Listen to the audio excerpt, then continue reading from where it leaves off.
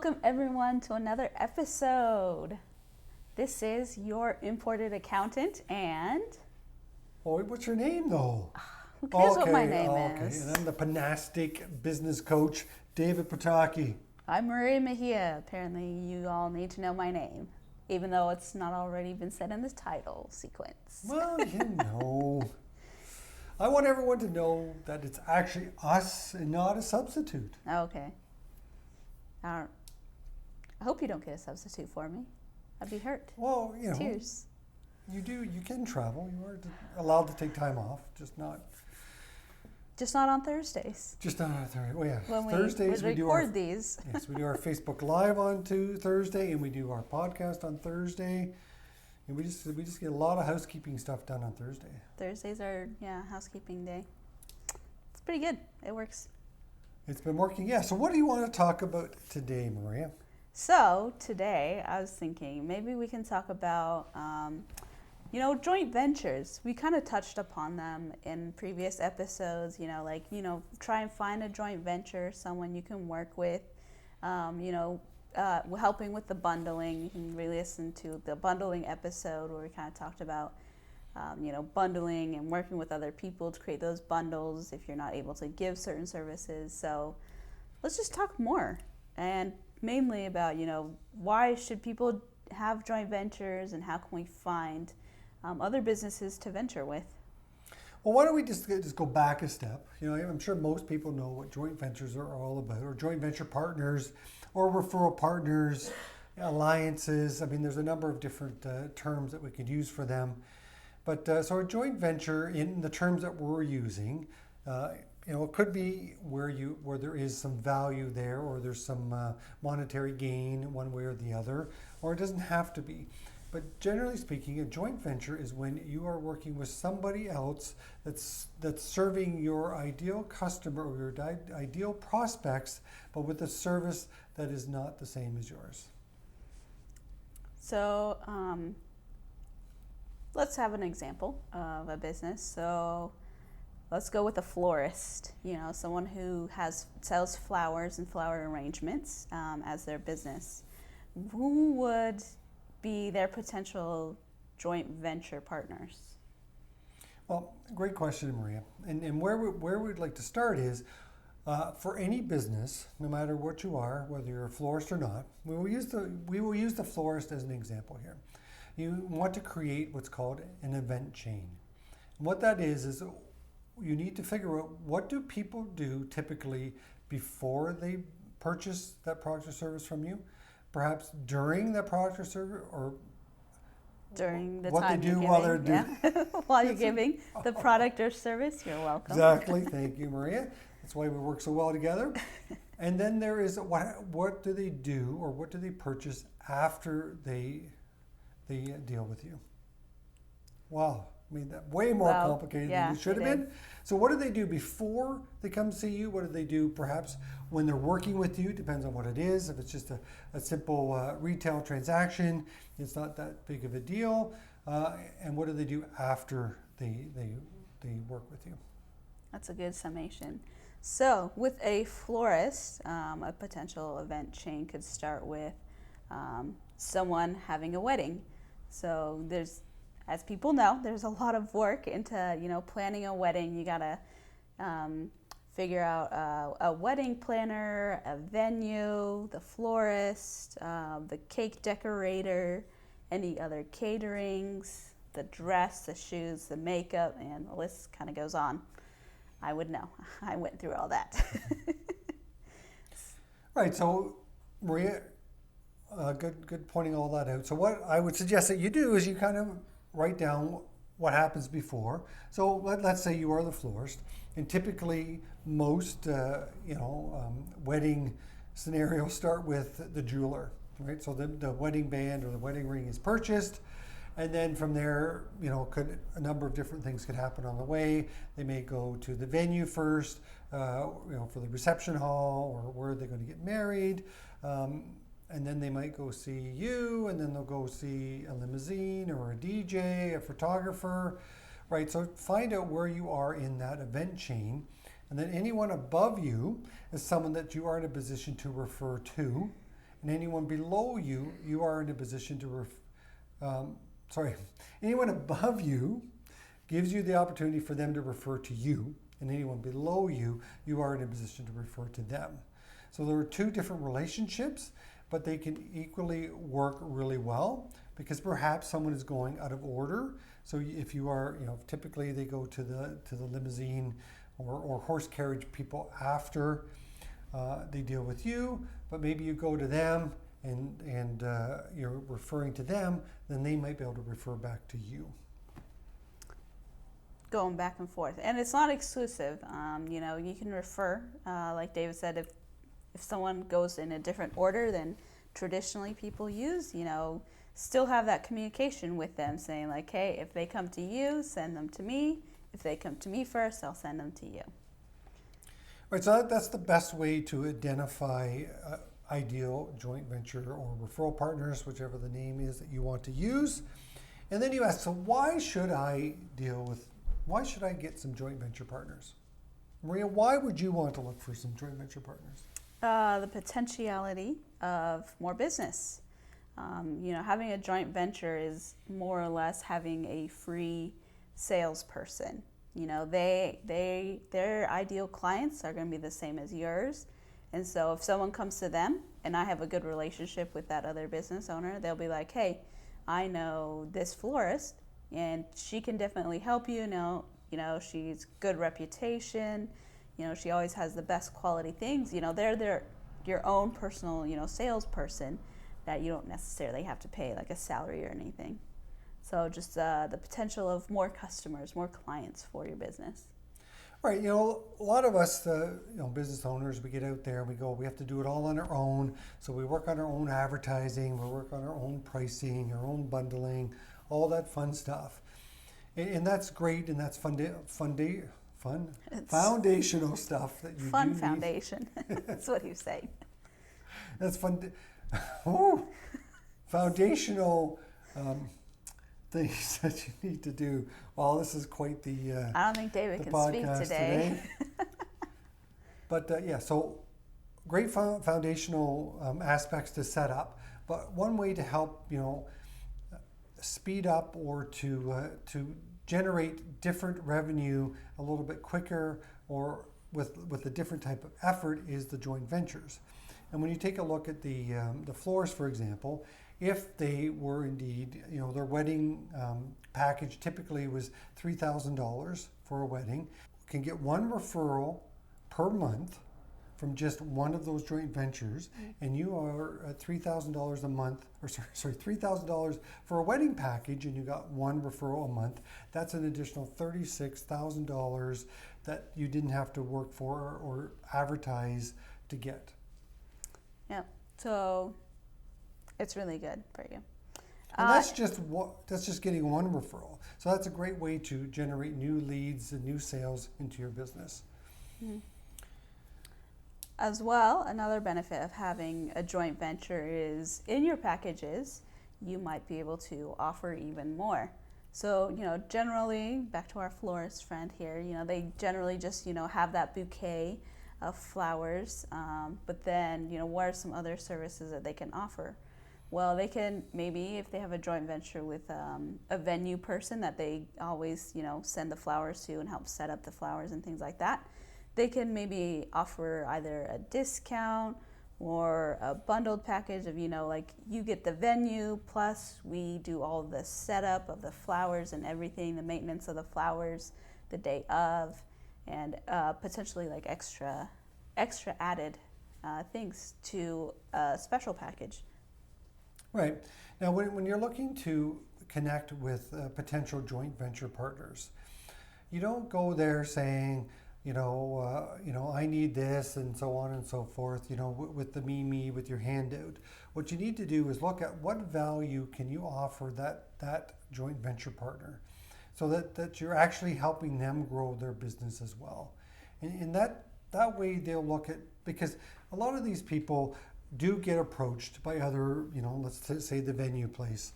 I'm sure the venue, that particular venue gets approached probably on a weekly, if not monthly basis, whether it's a florist or a photographer saying, make me your in-house Preferred, yeah. florist and preferred vendor and so on and so forth. So then you have to look at what is going to separate you from the other, 12 florists that are going to be looking to get into that same venue.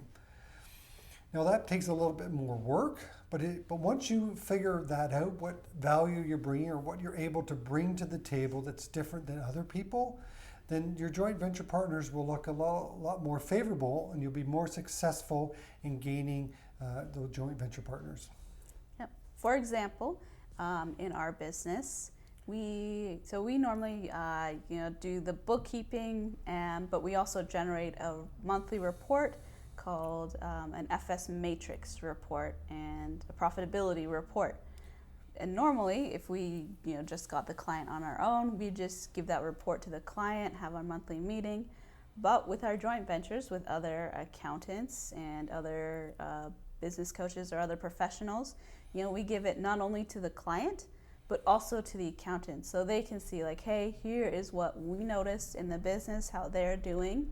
If you see something else, or if you want to discuss it professional-wise before we go to the client, let's have that conversation. It's less work that they have to do, but it's already something that we're doing in our business for our clients already. So it's not like added work that we need to do.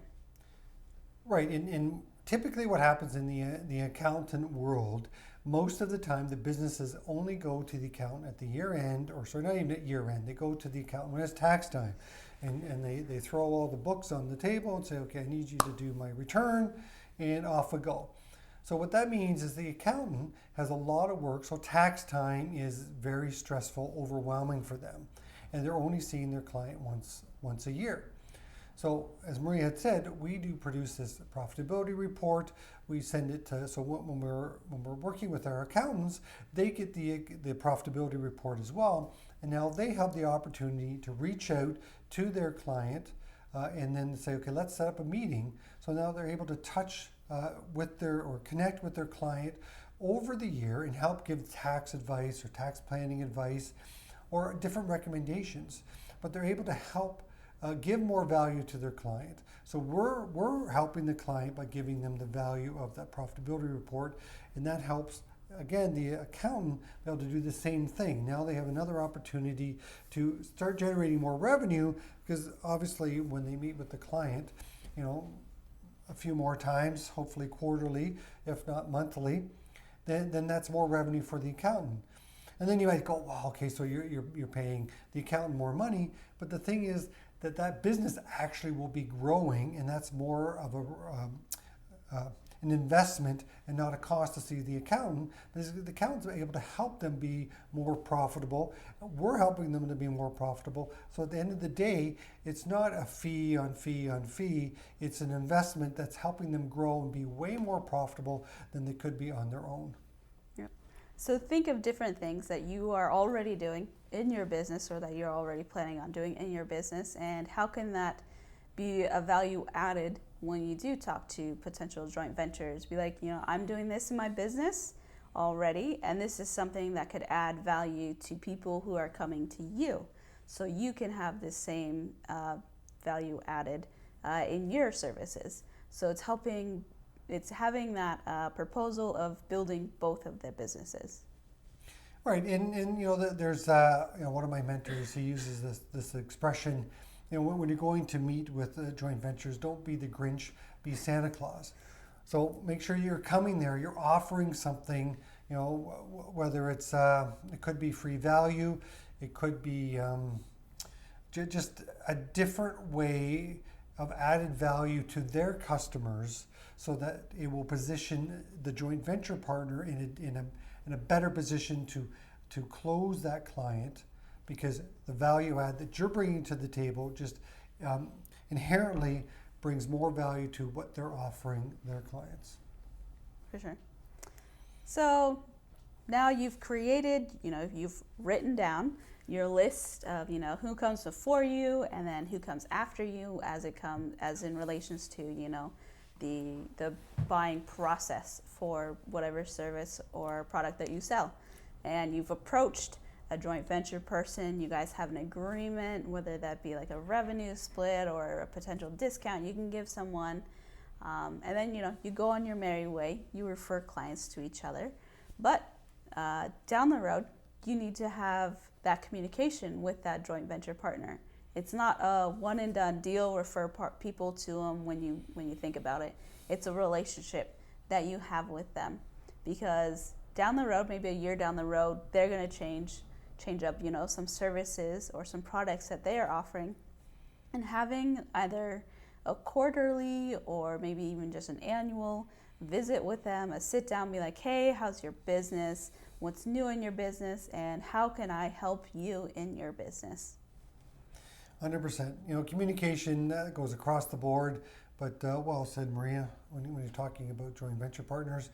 Because again, if you're keeping track of what you're doing, maybe it's not working as efficiently as you want it to, or maybe one of the partners is a little happier than the other. But if you can keep up that communication, you can build that relationship, make it stronger, and maybe even be able to add more value as time goes on. Because life changes, and people might meet new and other people, and you could create a joint venture with maybe someone that they'll maybe meet someone that you wouldn't have met because you run in different networking groups or social groups, and then they can connect you with another potential joint venture.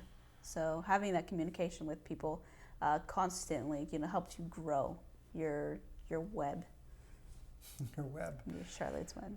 Or they say the hub. Your hub. That's another way to look at it. I mean, if you are able to be a hub, able to refer people, then you'll become. So the reciprocal referrals will start to happen as well. Now, all these referral partners it doesn't have to be a formal arrangement. It could be just an informal reciprocal agreement, but obviously depending on what it is and what industry you're in and what the joint venture is, there could be a commission-based scenario or something along those lines. It all depends on what the comfort level of the two partners are. Well, you just answered the question I was going to ask you, so now I got to think of a different question. So yeah, well, I don't know about another question, but we don't want to say too many different things here. So the key is sit down, figure out what your event chain is, who is a potential referral partner for you. And then the second and maybe more important item to do is when you approach them, what value are you going to bring to the relationship so that A, you're not just like everybody else, and B, that you're actually adding to what they offer, so it's actually better for them to attract new clients or be able to potentially increase the revenue per client, as we talked about in the accountant scenario. If they're only meeting once a year, then that's just one fee. But if they're able to meet quarterly, then the accountant actually is generating more revenue from the same client base. So that value there is massive to the accountant, because they don't have to spend any money on marketing. They don't have to spend any extra dollars. All they're doing is adding, allowing us to bring added value to the table. For sure. Do you have... Okay, so now we kind of talked about, the positives and things like that. Is there maybe a negative or downfall or something that people should look out for when either reaching out to someone for a joint venture or when someone reaches out to them for a joint venture? Is there anything that we can look out for, like a red flag, maybe? Well, I think that the biggest red flag, no matter which way the relationship goes, is what is the motivation of the joint venture? If all they're worried about is making more money and building a relationship with the clients is not a priority to them, then I think that's one of the biggest red flags. And I would suggest that, like, once you've done your event chain, then I wouldn't just go to the first venue and work on them to become a partner with you. Do some homework. Go online, look at reviews, see if you can find out what kind of reputation they have, because obviously their reputation it could adversely affect your relationship, right? So and for sure, make sure that you are in the right mindset, that you're into building value for the client, and you're not just looking for money, money, money, money. As as a certain TV show used to say. So yeah, look, it's about building relationships, and anything that's long term, it's always about building a relationship with the customers or with the prospects. Yep. So, we've talked previously about, having a written out, not a business plan, but is it a statement? A value statement, I think. I don't know what the right word is, but, the statement that, what does your business stand for? What is it that it embodies? And having that in mind when you approach another business. Like, do they have the same mission statement? I knew there was a statement in there somewhere. Do they have the same or similar mission statement as you? Do you both have the same values of whether that being, giving a product or service at the lowest cost, or helping as many people as possible? Are your values the same? Because if they are different, then there could be Significantly different. Yeah, if they're significantly different, there could be a lot of contention when they potentially do refer people to you. They might not refer your ideal clients to you. They could be referring different types instead. Well, excellent point there. We've talked about that written down, whether it's a mission statement or vision statement or the vision for the business. Once it's written down, like we said, once it's written down, you're part of the 5% club. But the key there is that when it is written down, make sure that you're sharing that with your potential referral partners, because like Maria said, you want to make sure they're at least similar motivation as you. Because the last thing you want is to get into a contentious relationship. It could affect both your businesses and not be productive for anyone. Yeah. So it's okay to say no. It is okay to say no. And do your homework. Do your homework and be prepared to say no if the wrong people are approaching you.